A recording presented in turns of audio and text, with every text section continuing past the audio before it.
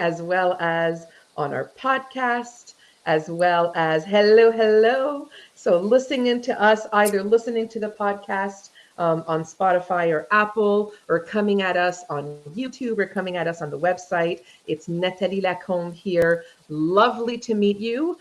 Your coach and Cupid in the fitness industry.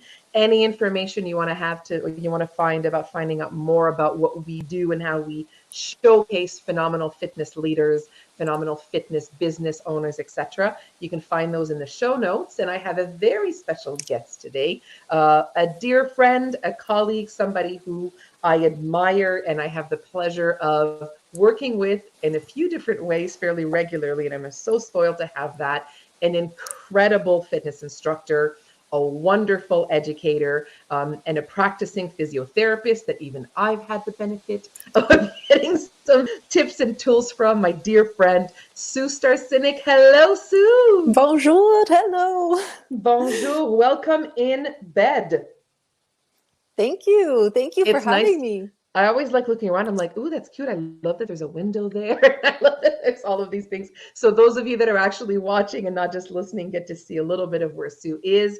We've got a couple of people joining us live today since we did the recording live.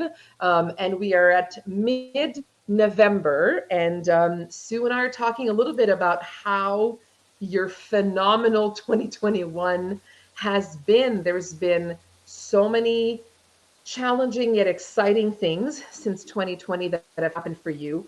Big changes or adjustments, I would say, in your career. A few things that have went through that. You were one of the top 3 nominees for CanFit Pro's Fitness Professional of the Year. Congratulations to that. Thank you. That. And so tell me, Sue, I mean, looking back to where we were and how everything changed for you in 2020, tell me some of the key things that helped you get to where you are now. I think one of the biggest things is probably social media. So if I take a big step back to how that all came to be, I never considered myself very good on social media at all. I just muddled through and really just used social media to stay in touch with high school friends that I didn't see very often. And of course, post the odd event, but I didn't really use it to my advantage. Obviously, if I had a training coming up, I would post that there, but never really very strategically, especially when it comes to serving an audience. So then, and again, taking a step back, I've been a pro trainer for many years, for almost 10 years now, training aspiring fitness instructors. And I train out of a university facility, McMaster University, and most of my clientele or my trainees would come from 2 places, either people who saw posters, yes, old school posters that I posted old school around that facility, so that people who were there working out or there attending classes would be aware that there are trainings going on. And the other source of referrals that I got were instructors or people who would send me participants. So it's their participants who would come end up in the front row, have a conversation with an instructor and say, hey, how do I do what you do? And they would then direct them to me. So those were my 2 sources of revenue, right? Or of sales, essentially. Participants, yes. Then come shutdown, pandemic, and that gym was locked down. So there were no posters to be seen. There were no classes happening. So then there were no referrals coming in from the outside organization. And I had to find a way to get my message out there about who I am and what I do. So in came social media, and obviously it was kind of nice to have time to invest in that, because since I wasn't running kids around to hockey rinks and whatnot. So I did research, really, and I felt like I had to go back to the beginning and look, first of all, at why I'm doing what I'm doing, who are my ideal clients, who am I really going after, and then what message do I want to get out there? What do I want them to know about me? So Mm-hmm. that's how how I planned my content. I thought, well, I want them to know that I'm going to make learning anatomy easy. I'm going to make learning anatomy fun. And that's where my reels fell in to place, where that was an easy way to tell them, hey, there are tricks and I'm going to teach you those tricks. Right. Before we So forget, Sue, you got to give us your Instagram handle because honestly, y'all got to check out Sue's reels in this. So where do we find you on Instagram and see these reels, Sue? it's at Sue Staresinic, all one word. Fantastic. Yep. So my last name is a little complicated, but if you type Sue Star, then hopefully I will turn up there. She So will yeah, turn I up. had a lot of fun with that. I realized, and the other thing was that I finally realized that I enjoy making reels and it became fun. It Yeah. still is. I still think it's fun.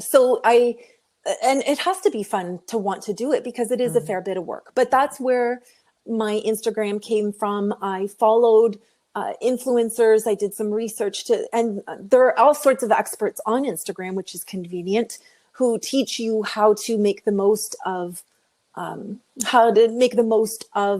your time there and your posts. Mm. And it's not really about, it's not about getting a big number. That I came to realize as well. Mm. It's not just about high numbers of followers, because I have a very specific niche that I'm um, looking for in that regard. Yeah. My real niche is fitness instructors in general. I'd like people to know who I am and what I do. But in terms of participants, it's that front row, right?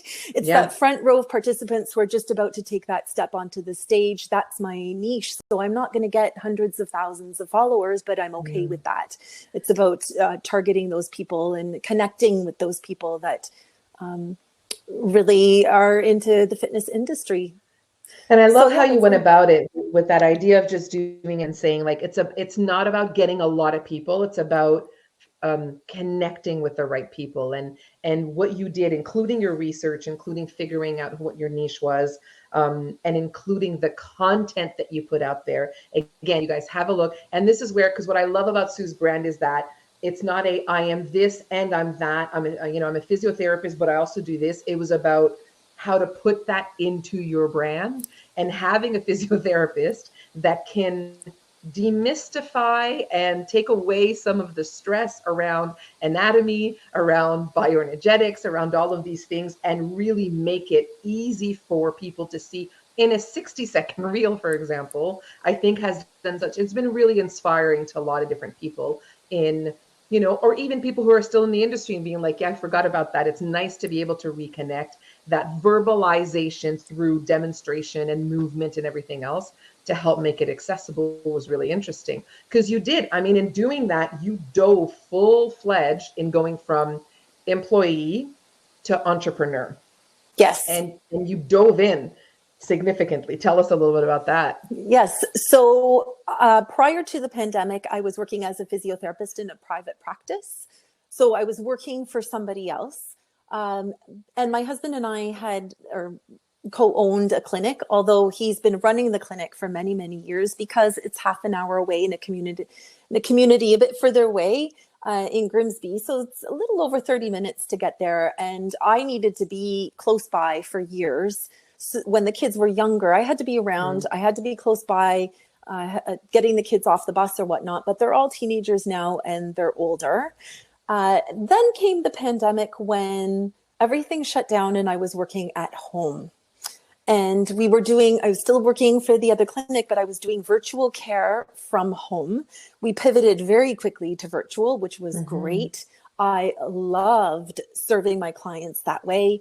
I think we did our clients a lot of favors by serving them that way, because we really empowered our clients, right? Many people who Mm. would come to be fixed learned that there's actually a whole lot they can do to fix themselves. So I think that's why I loved it so Mm. much personally, is because I love to teach. I love to teach people how to take care of It's themselves. much So more empowering. Yeah, for mhm. sure. Good. But I also loved the convenience of being able to throw a load of laundry in at lunch. I am a homebody and I just loved working from home.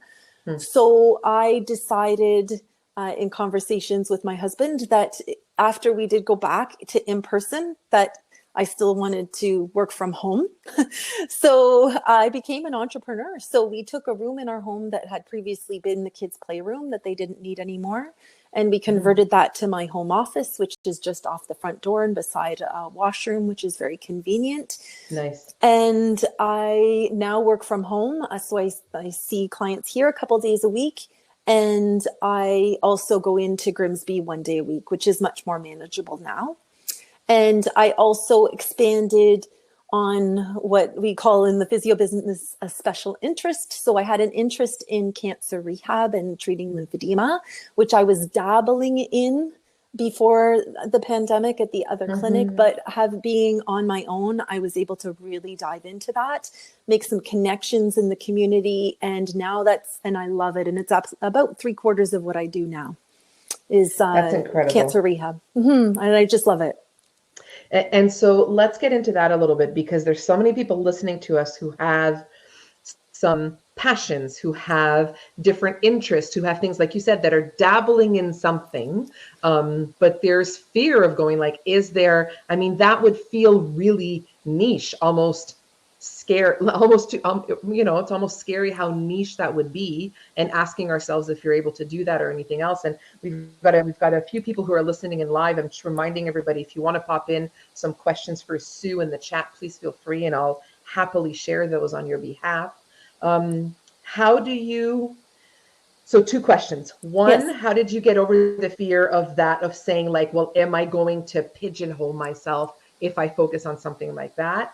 And 2, I think part of what people struggle with is like, how do I put all of this on a proverbial, but let's imagine it like on a business card?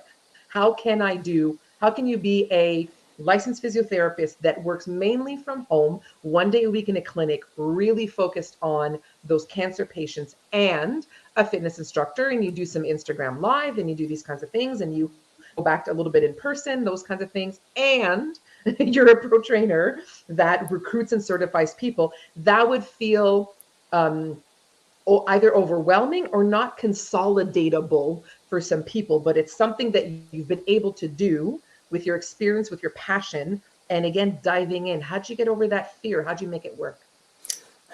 I'll admit it was scary. But in the beginning, perhaps I was not as busy as I would have been.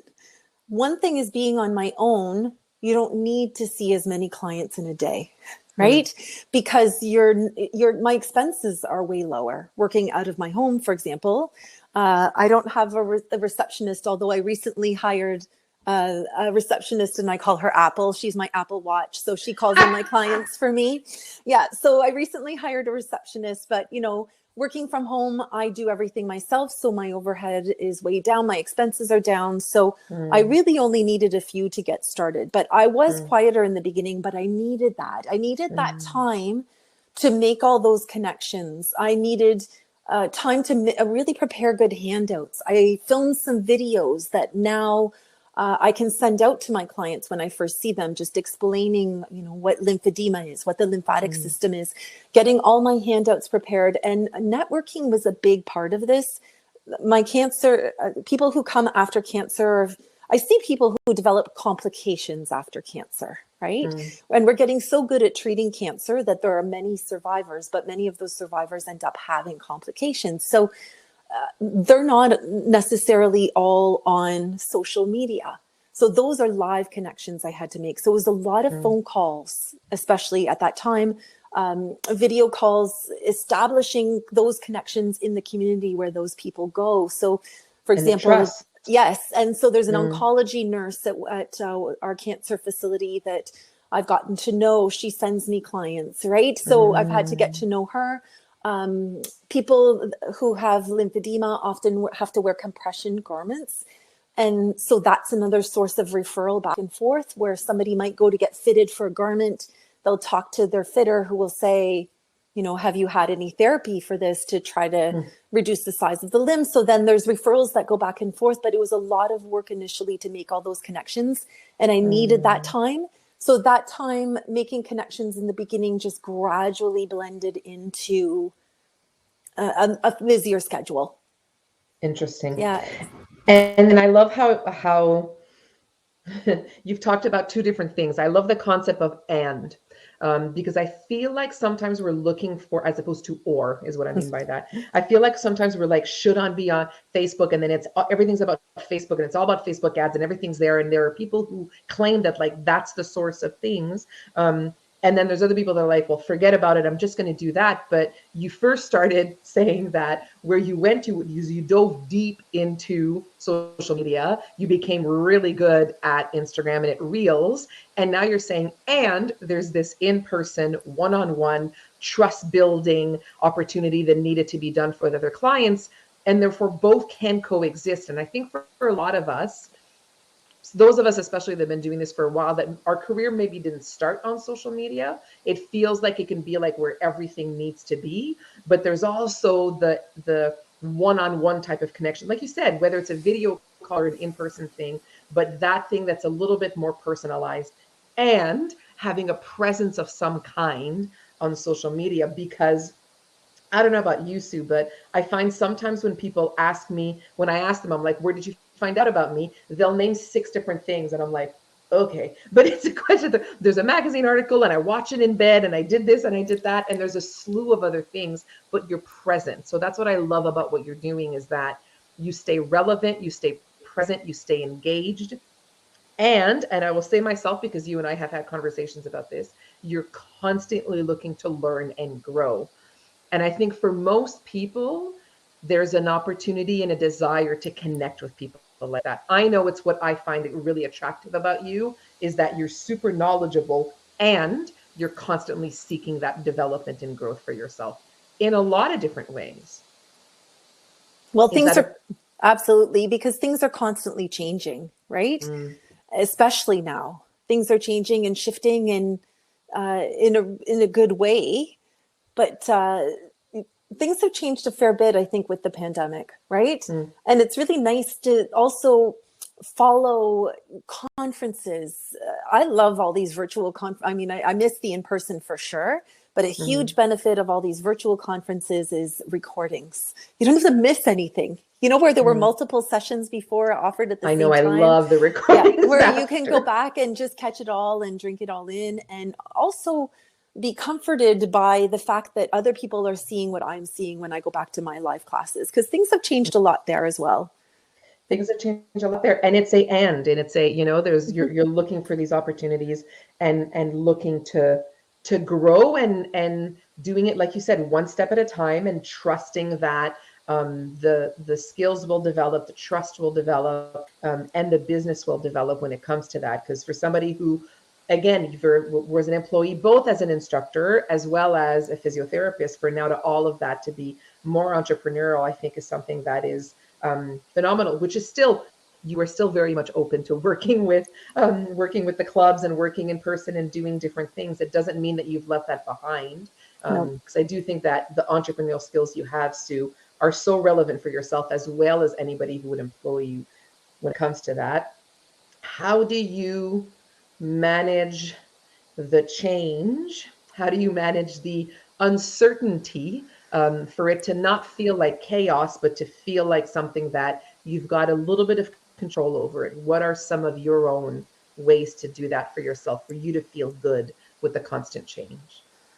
We have so many opportunities right now. I've just noticed that there are opportunities everywhere. Mm, And so there has been a little chaos for me. I'll have to say the chaos has come from saying yes to all my new things, as well as saying yes to everything I did before. oh, Right.